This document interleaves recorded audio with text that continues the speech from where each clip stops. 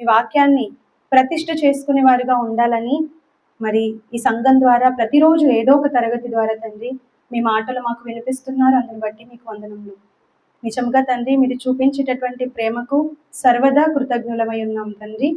మరి ఇంత మంచి తండ్రిని మేము కలిగి ఉన్నందుకు మరొకసారి మేము భాగ్యవంతులముగా భావిస్తూ, సమస్తమైనటువంటి మా జీవితంలో మీరు చేసిన మేలులను బట్టి, కృపలను బట్టి మీకు కృతజ్ఞతాస్తుతులు తండ్రి నిండి మనసుతో తెలియజేసుకుంటున్నాం.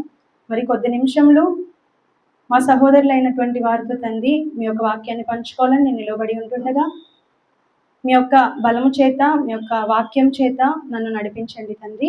వింటున్నటువంటి ప్రతి బిడ్డ కూడా తండ్రి పరధ్యానంతో ఉండక ప్రతి మాటను జాగ్రత్తగా గ్రహించగలుగుటకు వాళ్ళకి మంచి బుద్ధిని, జ్ఞానాన్ని ఇవ్వండి తండ్రి. మరి ఈ లేడీస్ మీటింగ్ నడిపిస్తున్నటువంటి అధ్యక్షులు, ఉపాధ్యక్షులను కూడా జ్ఞాపకం చేసుకోండి నాయన. వారికి మంచి ఆరోగ్యాన్ని ఇచ్చి ఇంకా వినూత్నమైనటువంటి ప్రణాళికలతో తండ్రి మమ్మల్ని అందరినీ ముందుకు నడపగలుగుటకు కృపను దయచేయండి. అదేవిధంగా తండ్రి, సంఘంలో ఎంతో మంది అనారోగ్యంతో ఉన్నప్పుడు మీరు వారిని కరుణించి, కటాక్షించి, స్వస్థతను అనుగ్రహించి మరలా మాతో కలిసి తండ్రి మిమ్మల్ని స్తుతించుకునే భాగ్యాన్ని ఇచ్చినందుకు మీకు వందనములు. మరి ముఖ్యంగా బన్ను విషయం మీ సన్నిధిలో వేడుకుంటున్నాం తండ్రి. మరి ఆ బిడ్డ అనారోగ్యంతో ఉన్నాడని ఇప్పుడే తండ్రి తెలిసింది. మీ చిత్తమైతే తండ్రి ఆ బిడ్డకు కావలసిన మెడిసిన్, వైద్యాన్ని మీరు అందిస్తారని నమ్ముతున్నాం.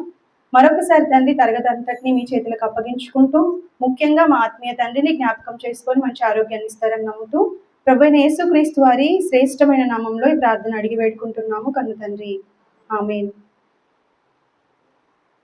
అందరికీ వందనాలండి. మనం పాఠ్యభాగంలోకి వెళ్దాం. అపోస్తలుల కార్యములు 8వ అధ్యాయం 1వ వచనం. అపోస్తలుల కార్యములు 8వ అధ్యాయం 1వ వచనం. 1వ వచనం. ఆ కాలమందు యెరూషలేములోని సంఘమునకు గొప్ప హింస కలిగినందున అపోస్తలులు తప్ప అందరూ యూదయ సమరయ దేశంలో యందు చెదిరిపోయేది.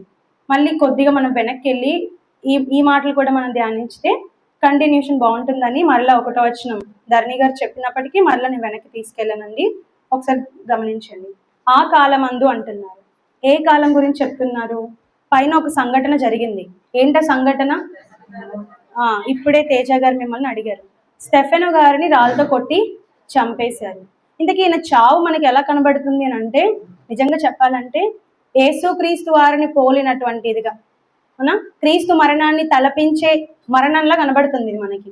అంటే యేసుక్రీస్తు వారు వెళ్ళిపోయిన కొద్ది రోజుల్లోనే మొట్టమొదట సంఘంలో ఒక వ్యక్తిని చంపారు అని అంటే అది ఎవరి తర్వాత జరిగింది? యేసుక్రీస్తు వారి తర్వాత. ఇకపోతే యేసుక్రీస్తు వారి లాగే మంచి చేసినందుకు అన్యాయంగా చంపేశారు. ఆయన ఏదో తప్పు చేసి చనిపోలేదు. విన్నాం కదా గత క్లాస్లో 4-5 ఎపిసోడ్ల కింద మనం 7వ అధ్యాయం అంతా నేర్చుకున్నాం. ఎంతోమంది లెక్చరర్స్ మీకు చెప్పారు. ఒక్కసారి ఆయన మరణం గురించి ఆలోచించి ఇక్కడికి వద్దాం. ఎందుకంటే ఈ 8వ అధ్యాయం అన్నది అపోస్తలుల కార్యంలో చాలా కీలకమైన పాత్ర పోషిస్తుంది. మీరు గమనించాలి.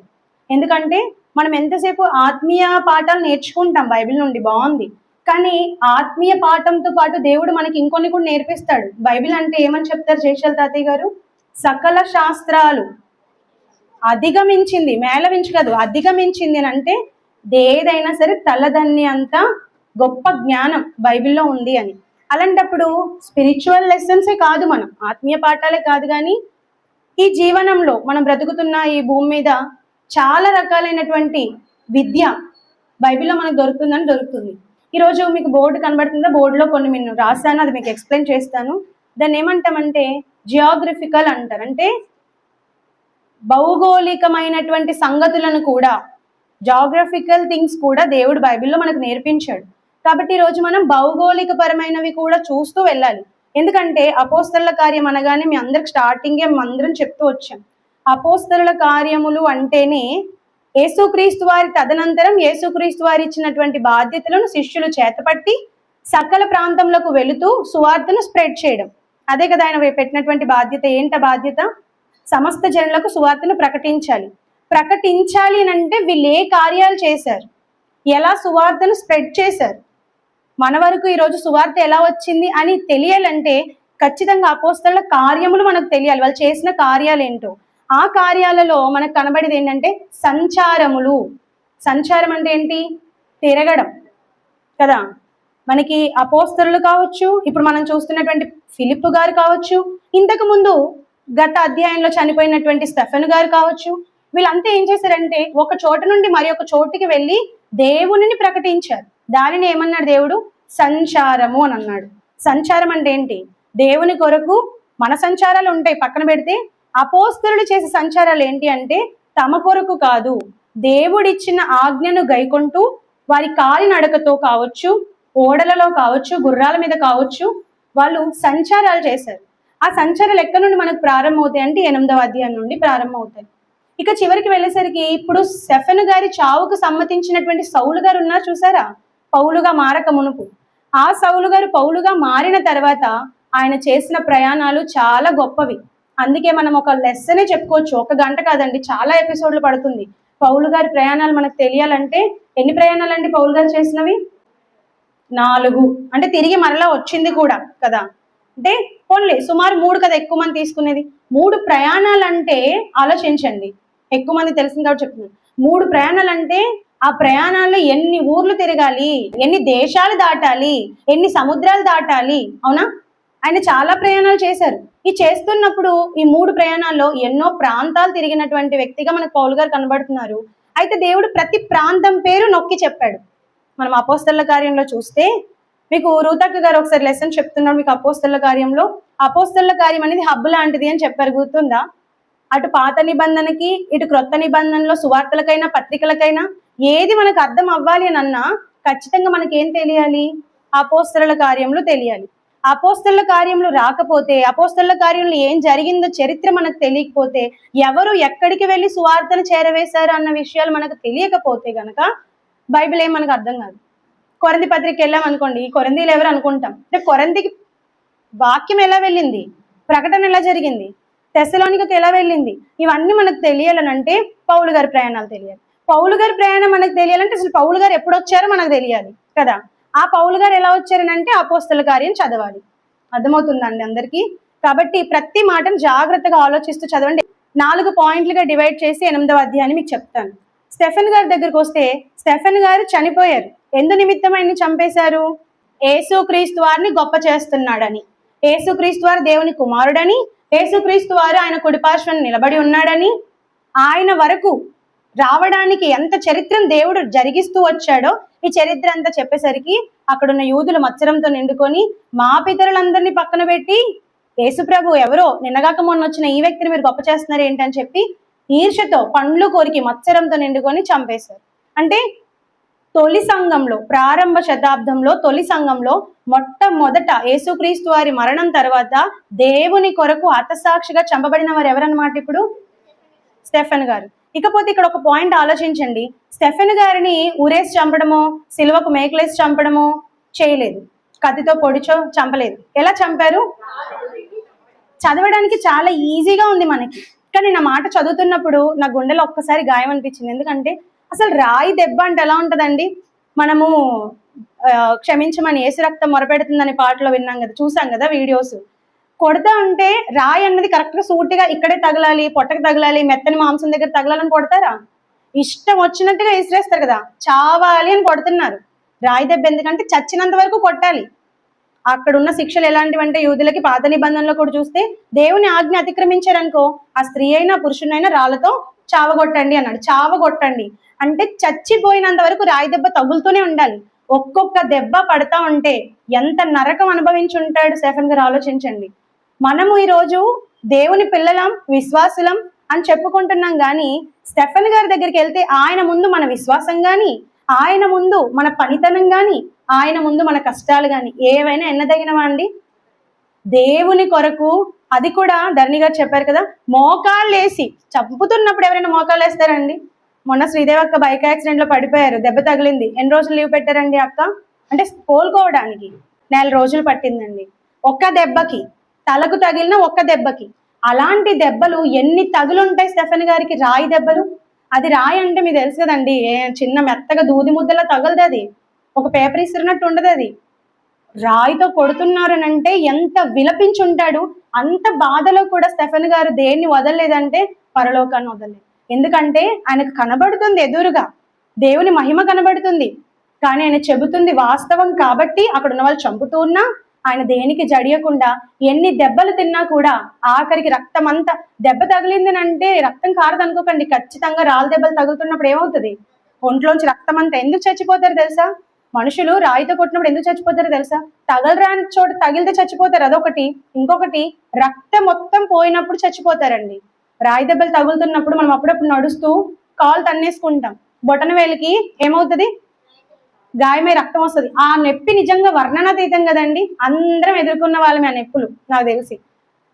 అలాంటిది చిన్న రాయి తగిలితేనే రక్తం వచ్చేస్తున్నప్పుడు వేలు చిట్లి, అలాంటిది ఒళ్ళంతా రాళ్ళతో కొడుతున్నాడంటే ఎక్కడెక్కడ దేహం చిట్లిపోయి ఉంటుంది ఆలోచించండి.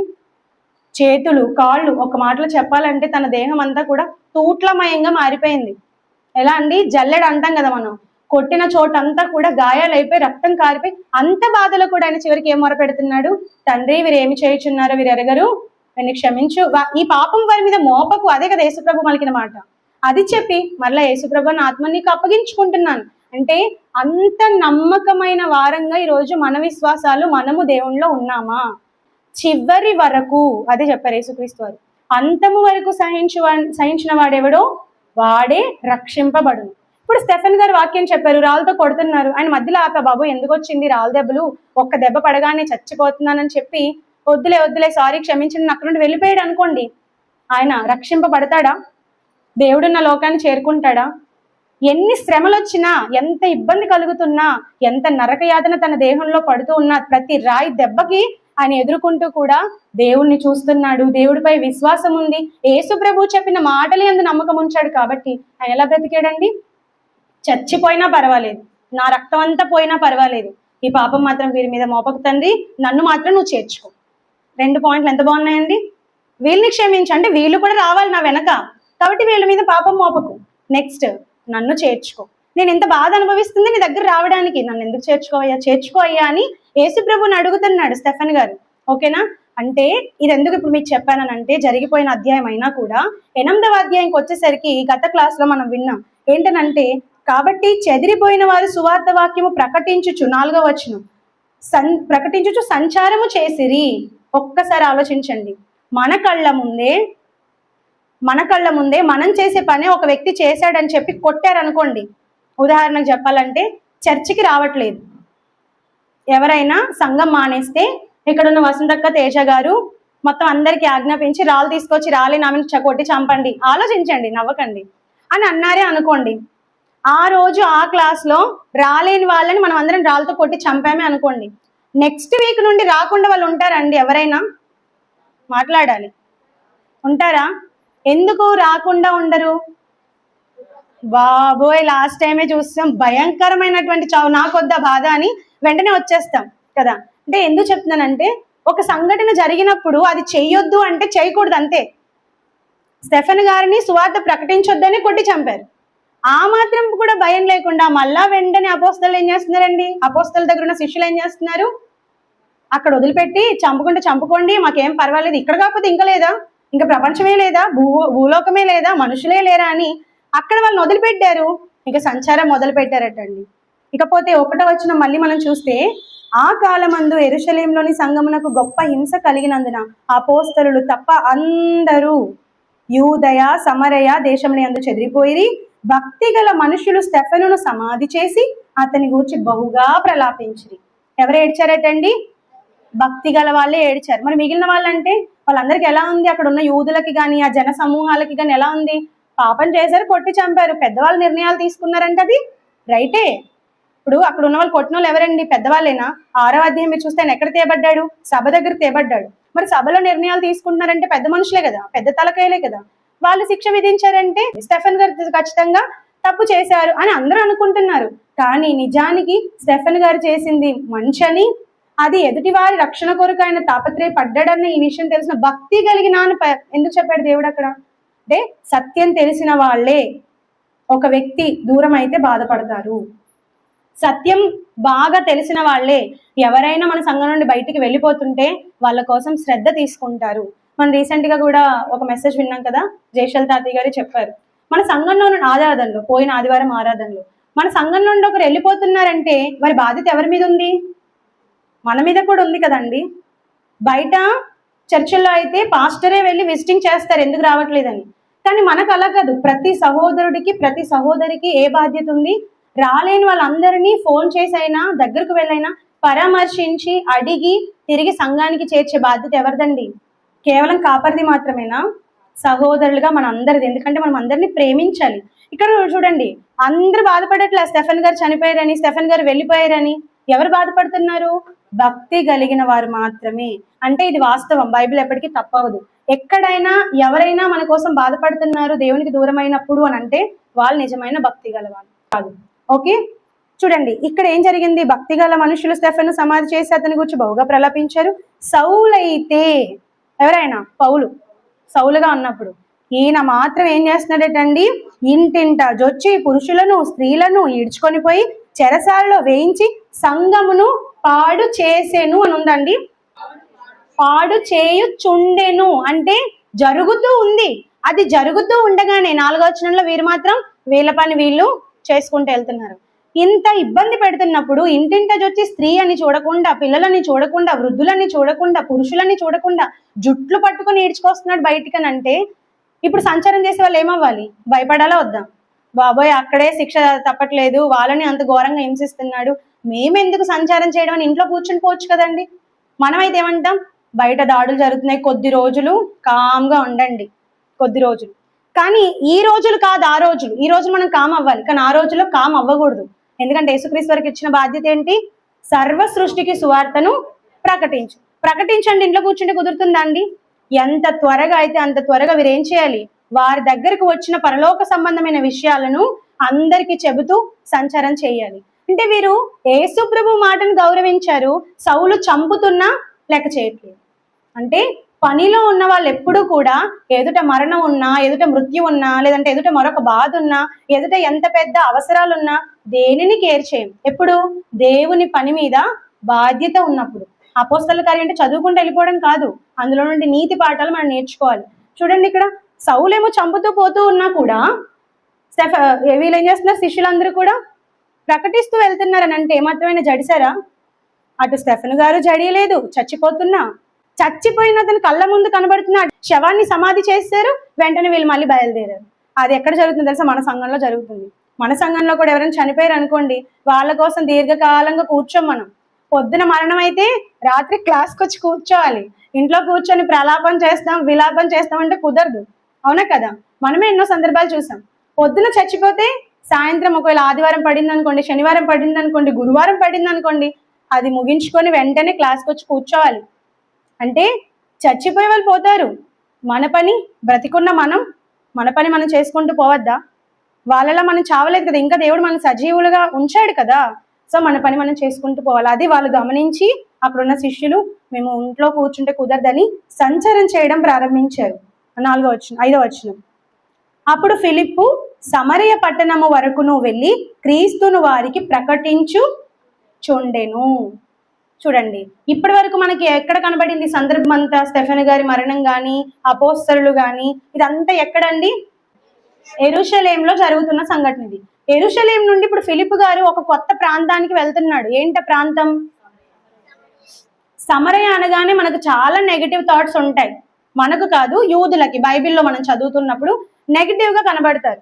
ఎలా అంటే యేసుక్రీస్తు వారు తొలుత శిష్యుల్ని పంపుతున్నప్పుడు మత్తయి సువార్త 10వ అధ్యాయం మీరు చూస్తే, మత్తయి సువార్త 10వ అధ్యాయం 5వ వచనంలో శిష్యులతో ఏం చెప్తారు? మీరు సమరయుల అన్యుల దగ్గరికి వెళ్ళకండి, సమరయుల ఏ పట్టణంలో కూడా వెళ్ళకండి. అంటే ఇప్పుడు అన్యులతో పాటు సమరయులను కూడా ఏం చేశారనమాట? యేసుప్రభు మాటల్లో ఏం కనబడుతుంది? అన్యులైనా సమరయులైనా ఒక్కటే. ఇశ్రాయేలు జాతి మళ్ళా వేరు, ఇశ్రాయేలు వంశం వేరు. అక్కడికి వచ్చేటప్పటికి యేసుప్రభు మాట్లాడుతున్న ఆ సిచ్యువేషన్ మనం వెళ్ళేసరికి అప్పటికి మొదటి శతాబ్దానికి ఇశ్రాయేలీలు అంటే ఎవరు? 10 గోత్రాల వారు లేరు, కానీ యూదులు మాత్రమే ఉన్నారు. ఏ జాతి నిష్టగా కొంతవరకు భక్తిగా బ్రతికింది? యూదా జాతి.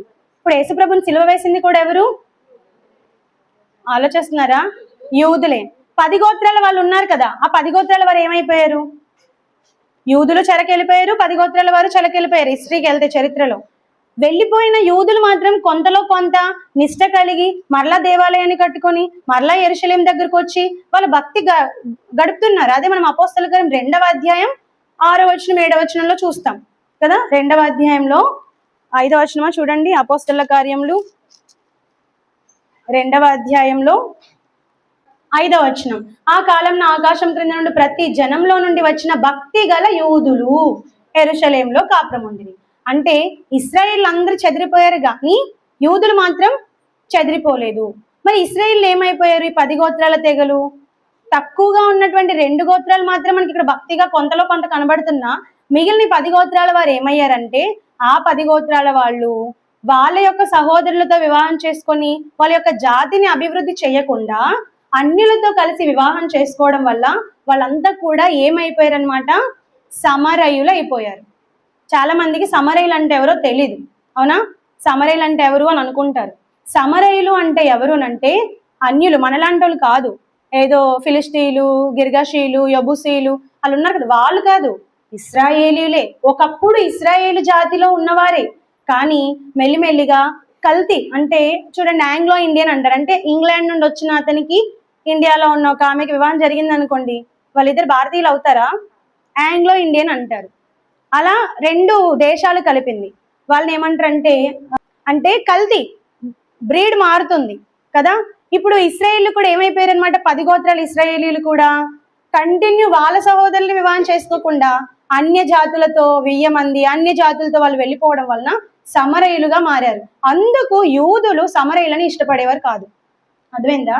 యూదులు అంటే ఎవరు? చాలా నిష్ట కలిగిన వాళ్ళు. వాళ్ళకి ఆచారాలు, అంటు ముట్టు కడ పద్ధతులు, బలులు, నైవేద్యాలు, అబ్బాయి ఇంకా పాత నిబంధన అంతా చదివితే మొత్తం యూదుల ఆచారాలన్నీ మనకు కనబడతాయి. వాళ్ళు అంత పవిత్రంగా ఉండాలనుకుంటారు, ఎవరైనా ముడితే అపవిత్రం అనుకుంటారు.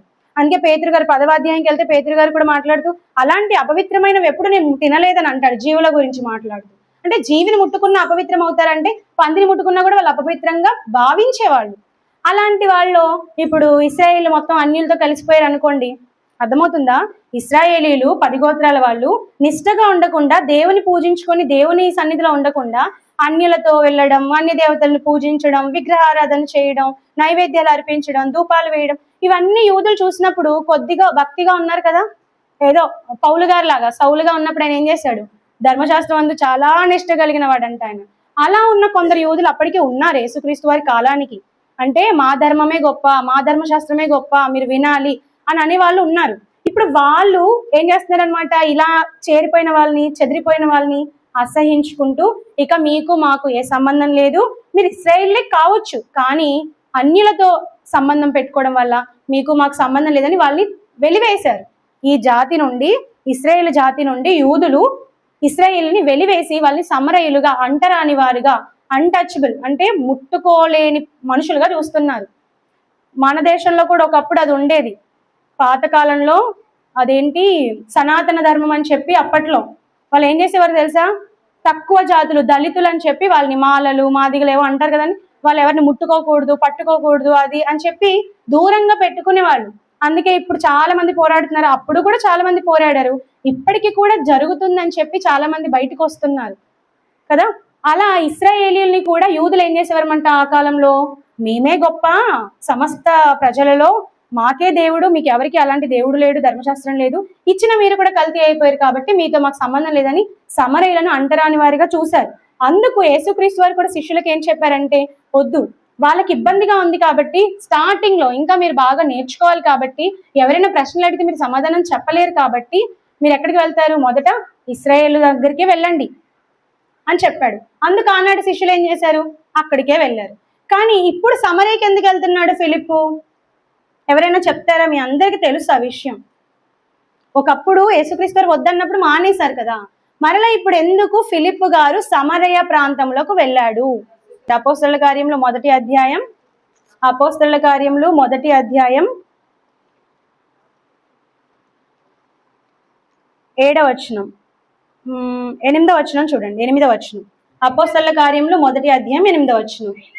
అయినను పరిశుద్ధాత్మ మీ మీదికి వచ్చినప్పుడు మీరు శక్తి నొందెదరు గనుక. ఫిలిప్పు గారి మీదకి పరిశుద్ధాత్మ వచ్చిందా? వచ్చిందా? ఎవరు ఫిలిప్పు? ఇక్కడ ఇంకొక పాయింట్ కూడా రాసుకోండి. మొత్తం ఎంతమంది ఫిలిప్పులు ఉన్నారు? గట్టిగా చెప్పండి. మొత్తం ఎంతమంది లెక్క? 3 ఉన్నారు. ఎంతమంది ఉన్నారు?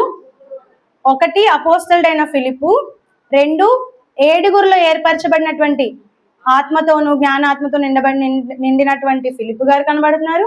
3వది వచ్చి మనం మత్తయి సువార్తలో నేర్చుకున్నాం. మత్తయి సువార్త చెప్తున్నాం, నేనే చెప్పాను. హేరోదు తమ్ముడైన ఫిలిప్పు.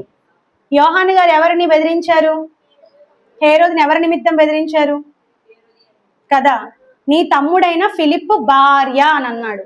అంటే హేరోదు తమ్ముడు పేరు కూడా ఫిలిప్పే. ఇకపోతే ఆ ఫిలిప్పు యెరూషలేంలో 4వ ప్రాంతాన్ని అంటే 4వ భాగాన్ని ఏలాడు. అందుకే ఆయన్ని ఫిలిప్ టెట్రార్క్ అంటారు. ఫిలిప్ టెట్రార్క్ అంటే 4వ భాగంపై అధిపతి అనమాట. ఒక దేశాన్ని, ఒక రాష్ట్రాన్ని 4 భాగాలుగా విభజిస్తే ఆ వచ్చి చిన్న ముక్కు ఉంటుంది కదా, 4th పార్ట్ అంట, దాని మీద తన అధిపతిగా ఉన్నాడు. ఎవరు? ఫిలిప్పు. ఓకే, 3 కనబడుతున్నారు.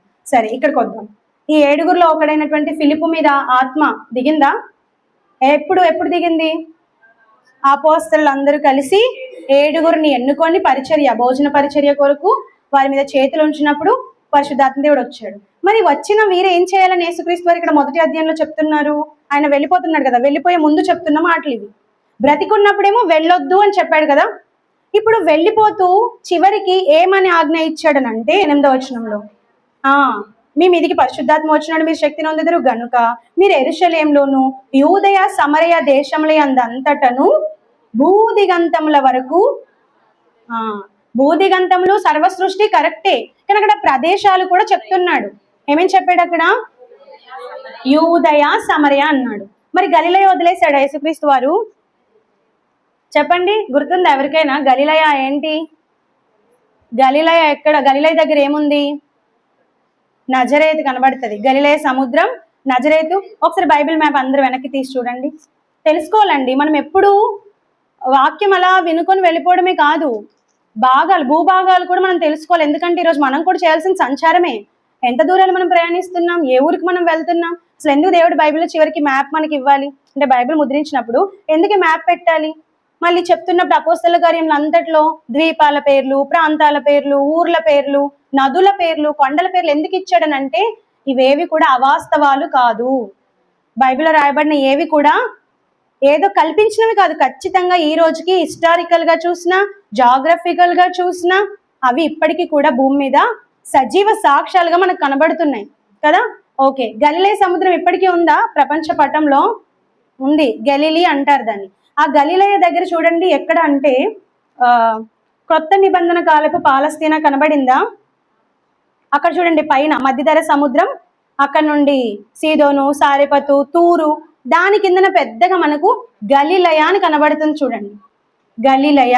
ఓకే, మళ్ళీ అలాగే పెద్దగా గలిలయ లాగే పెద్దటి అక్షరాలతో సమరయ కనబడుతుంది. చూడండి, అలాగే కిందికి వస్తే బోర్డు మీద కూడా ఎవరి దగ్గర బైబిల్ లేకపోతే ఇదిగో బోర్డు మీద కనబడుతుంది చూడండి. గలిలయ పైన ఉంది, సమరయ మధ్యలో ఉంది, క్రిందన యూదయ. ఇప్పుడు యేసుక్రీస్తు వారు ఎక్కడెక్కడికి వెళ్ళమని చెప్తున్నారు? సమరయ, యూదయ వెళ్ళమన్నారు. మరి గలిలయ ఎందుకు అని అంటే, గలిలయలో ఆల్రెడీ యేసుక్రీస్తు వారు బతుకున్నంత కాలం అంతా కూడా సువార్త చేశారా లేదా? సముద్ర తీరాన, సముద్ర ఒడ్డున ఆయన కూర్చొని బోధలు చేయడం, అనేక జన సమూహములు రావడం. ఇకపోతే ఆ గలిలయ పై భాగంలో మీకు అదే మ్యాప్ లో దమస్కు కనబడుతుందా? దమస్కు అంటే ఏంటనుకున్నారు? సిరియా. సిరియాకు రాజధాని ఏంటి? డమస్కస్ అంటారు. దమస్కు అంటే ఇప్పుడు సిరియా అని ఎందుకు చెప్తున్నానంటే, యేసుక్రీస్తు బ్రతికున్నప్పుడు ఆయన చేస్తున్నటువంటి బోధనల యొక్క కీర్తి ఎక్కడి వరకు వెళ్ళిందని చదువుకున్నాం. గుర్తొచ్చింది అందరికీ? సిరియా దేశముల యందంతటా ఆయన కీర్తి ప్రచురమాయన గనుక అనేక జన సమూహంలో ఆయనను వెంబడించుచుండిరి అని అన్నాడు. అంటే యేసుక్రీస్తు బ్రతికున్నప్పుడు ఆల్మోస్ట్ గలిలయ పై భాగం అయితే ఆ పరిసర ప్రాంతాలన్నీ కూడా ఏం చేశారు? కవర్ చేశారు. అందుకే కపెర్నహూము గురించి, తూరు, సీదోను గురించి అని మాట్లాడుతున్నప్పుడు 23వ అధ్యాయం మత్తయి సువార్తలో కనబడుతుంది. వాళ్ళైనా తప్పించుకుంటారు, మీరు తప్పించుకోరని ఎందుకు వాళ్ళను అక్కడ మెన్షన్ చేస్తున్నాడు? తూరు సీదోన్లైనా తప్పించబడతారు, అదే వాళ్ళ గతైనా ఓర్వదగినదిగా ఉంటుంది అని చెప్తాడు. ఇంకేం చెప్పాడు? కపెర్నహూము గురించి చెప్తాడు, కొరాజీను గురించి చెప్తాడు, అయ్యో బేత్సైదా అంటాడు. ఇవన్నీ మనకి ఎక్కడ కనబడుతున్నాయండి? పై భాగంలో. అంటే అక్కడ ఉన్న మనుషులు, అక్కడ వాళ్ళ ప్రాంతాలు తెలుసు కాబట్టి అవే పేర్లని ప్రస్తావించాడు. అందుకు యేసుక్రీస్తు వారు ఏమన్నారంటే, ఇప్పుడు లేని చోట్ల సువార్త వెళ్ళాలి. పై భాగంలో కొంతలో కొంతవరకు యేసుక్రీస్తు వారు ఉన్నప్పుడు చాలా జన సమూహాలు చూశారు, నమ్మారు. యేసుక్రీస్తు వారి బలియాగం, శిలువ బలియాగాన్ని కూడా చాలా మంది కళ్ళతో చూశారు. అది స్ప్రెడ్ అయిపోయింది. ఇప్పుడు అవ్వవలసింది ఎక్కడ అంటే సమరయలో. ఎందుకంటే సమరయలో జరగలేదు. యేసుక్రీస్తు బ్రతికున్నప్పుడు ఏం చెప్పారు? వెళ్ళొద్దన్నారు కదా. యేసుక్రీస్తు వారు వెళ్ళొద్దన్నారు. కానీ యేసుక్రీస్తు వారు బ్రతికున్నప్పుడు వెళ్ళారా? ఎక్కడ? యోహాను సువార్త 4వ అధ్యాయం. ఆ యొక్క పాఠ్య భాగాన్ని కూడా మనం చూద్దాం, వచనాన్ని కూడా. యోహాను సువార్త 4వ అధ్యాయము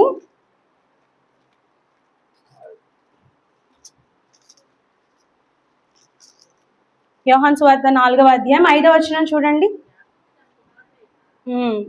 యోహాను సువార్త 4వ అధ్యాయము 5వ వచనం. యాకోబు తన కుమారుడైన యోసేపుకిచ్చిన భూమి దగ్గరనున్న సమరయలోని సుకారను ఊరికి వచ్చింది. చూడండి, వీళ్ళు ఇశ్రాయేల్ అని చెప్పడానికి ఇది కూడా ఒక బేస్ రెఫరెన్స్. సమరయలు ఇశ్రాయేల్ అనడానికి. యాకోబు బావి గురించి ఇక్కడెందుకు మాట్లాడుతున్నారు? యాకోబు బావి దగ్గర వీళ్ళెందుకు ఉన్నారని అంటే, యాకోబు ఎవరో కాదు, ఇశ్రాయేలుకు కూడా పితరుడే, మూల పురుషుడే. కాబట్టి యాకోబు గారు యోసేపుకి ఇచ్చినాను అన్నాడు. ఇక్కడ ఇంకొక పాయింట్ మీకు చెప్తాను. ఇంతకీ సమరయులు ఎవరు అని అంటే, ఎక్కువ శాతం 10 గోత్రాలు చెల్ల చెదిరైపోయినా కొంతవరకు యోసేపు కుమారులు ఉన్నా చూసారా, మనష్షే, ఎఫ్రాయిం, వారి యొక్క పిల్లలే కొద్దిగా మిగిలి షోమ్రోన్ అనే ప్రాంతం గుర్తుందా మీకు? పాత నిబంధనలో రాజులు ఏలుతున్నప్పుడు షోమ్రోన్ను ముఖ్య పట్టణంగా చేసుకున్నారు. అలాగే యూదులు కూడా యెరూషలేంని ముఖ్యపట్నం. ఇశ్రాయేళ్లకి ముఖ్యపట్నం ఏది అప్పట్లో? యూదులకి యెరూషలేం. ఓకేనా? ఇది రెండు వేర్వేరు. ఇప్పుడు షోమ్రోన్ ఏదైతే ఉందో ఆ షోమ్రోనుని సమరయగా చెప్తున్నారు. అర్థమైందా? షోమ్రోనుని సమరయగా మనం పిలుస్తున్నాం. పేరు మారింది కానీ ప్రాంతం మారలేదు, మనుషులు మారలేదు. అయితే అక్కడున్న వాళ్ళు యోసేపు నన్ను ఎందుకన్నాడంటే, ఆ బావి దగ్గర ఎందుకుందామని అంటే, సమరయలో చాలా తక్కువ మంది, ఎఫ్రాయిములు, మనష్షీలలో కొందరు మాత్రమే మిగిలారు. వాళ్ళు ఇంకేం చేసేవారని అంటే, ముందుకు చెప్తాను ఇదే అధ్యాయంలో మీకు. ఈ వచనం చదువుకుందాం. సమరయలోని సుకారను ఒక ఊరికి వచ్చెను. అక్కడ యాకోబు బావి ఉండెను గనుక యేసు ప్రయాణం వలన అలసి ఉన్న రీతిని ఆ బావి వద్ద కూర్చుండెను. అప్పుడు ఏం జరిగింది? ఇంచుమించు 12 గంటలు ఆయన సమరయ స్త్రీ ఒకటి నీళ్లు చేదుకొంటకు అక్కడికి వచ్చెను. ఈయన దాహానికి నీళ్ళు అడగడం, వెంటనే ఆ స్త్రీ ఏం చెప్తుంది? యూదుడవైన నీవు సమరయ అయిన స్త్రీ అయిన నన్ను దాహం నాకు నీళ్ళలా ఇమ్మని అడుగుతున్నావు అంటే, అప్పటికి ఏముందనమాట? యూదులకి ఇశ్రాయేలుకి ముట్టు అంటూ లేదు, దూరంగా ఉండాలి, ఊరు వెలపల ఉండాలి. ఒక విధంగా చెప్పాలంటే భారతదేశంలో ఆ రోజుల్లో దళితులను ఎలా చూశారు?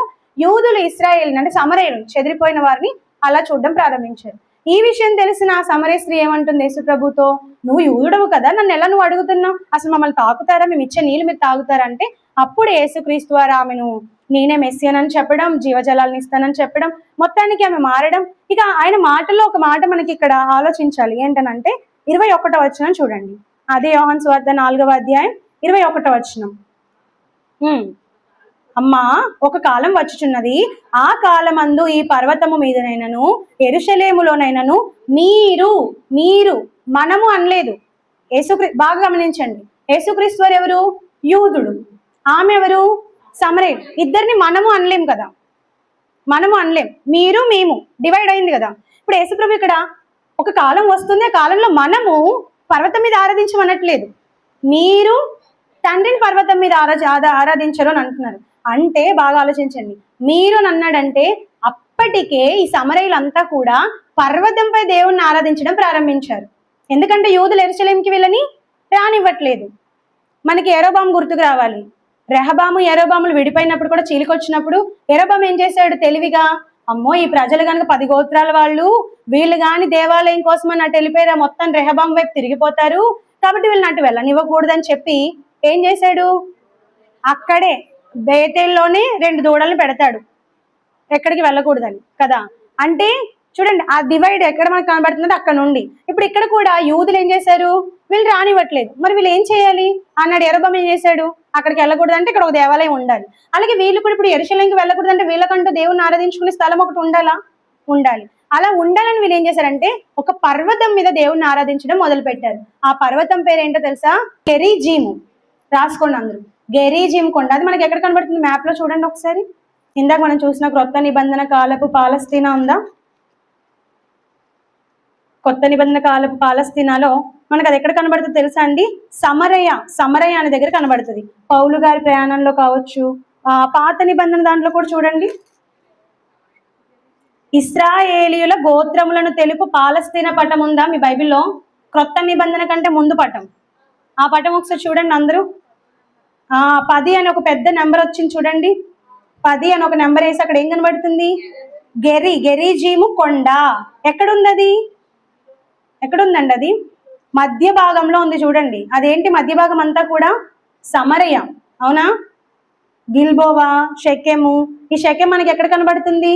ఇప్పుడు క్రొత్త నిబంధన కాల పాలస్తీనా రెండు పక్కన పెట్టుకొని చూడండి. క్రొత్త నిబంధన దాంట్లో షెకెం ఎక్కడ కనబడుతుంది మనకి? సమరయ దగ్గర. మరి ఇప్పుడు ఈ పాత నిబంధన పాలస్తీనా భూభాగంలో గెరిజీం ఎక్కడ కనబడుతుంది మనకి? షెకెము దగ్గర. మరి షెకెం ఎక్కడుంది? కన్ఫ్యూజ్ ఏం లేదండి, రెండు చూస్తే ఒక దాంట్లో ఉంది, ఒక దాంట్లో లేదు. అది చెప్తున్నాను మీకు. మొత్తానికి గెరిజీం కొండ ఎక్కడ ఉందన్నమాట? ఇప్పుడు సమరయలో షోమ్రోన్ దగ్గర ఉంది. అందుకు వీళ్ళ దగ్గరలో ఉన్నటువంటి పర్వతం మీదకి వెళ్ళి దేవుని ఆరాధించుకున్నారు. అందుకే యేసుప్రభు ఏం చెప్పారంటే, అమ్మ ఒక కాలం వస్తుంది. ఏంటా కాలం అంటే ఇప్పుడు ఫిలిప్పు వెళ్తున్నాడు కదా. బాగా ఆలోచించండి. యేసుక్రీస్తు వారు అప్పటి వరకు వాళ్ళు ఎలా ఆరాధించారని అంటే చెప్పారు, పర్వతం మీద ఆరాధించారు. ఇప్పటికీ కూడా హిస్టారికల్ గా లేదంటే ఇప్పటికీ రీసెంట్ గా కూడా మనం చూస్తే ఇప్పటికీ సమరయులు ఉన్నారు తెలుసా మీకు?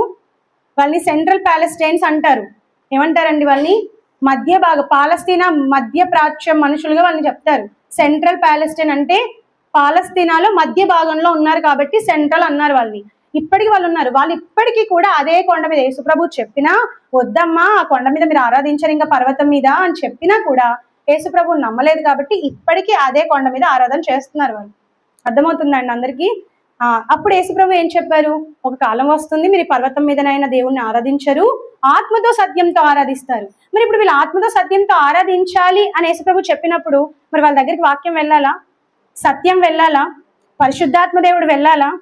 ఆత్మ సత్యం రెండు కావాలా వద్దా అలా ఆరాధించాలంటే? అప్పటి వరకు సమరయుల దగ్గర సత్యం ఉందా? వాక్యం ఉందా? లేదు. పరిశుద్ధాత్మ దేవుడు ఉన్నాడా? వరం ఉందా? వరము లేదు. కొర్నేల దగ్గర వచ్చినట్లుగా పరిశుద్ధాత్మ దేవుడు అన్యుల మీద దిగినట్టుగా అప్పటికి సమరయుల మీద దిగను లేదు. బాగా వినండి, 8వ అధ్యాయం చాలా జాగ్రత్తగా నేర్చుకోవాలి మీరు. అక్కడ యేసుప్రభు చెప్పిన ఆ విషయం ఇక్కడ నెరవేరుతుంది.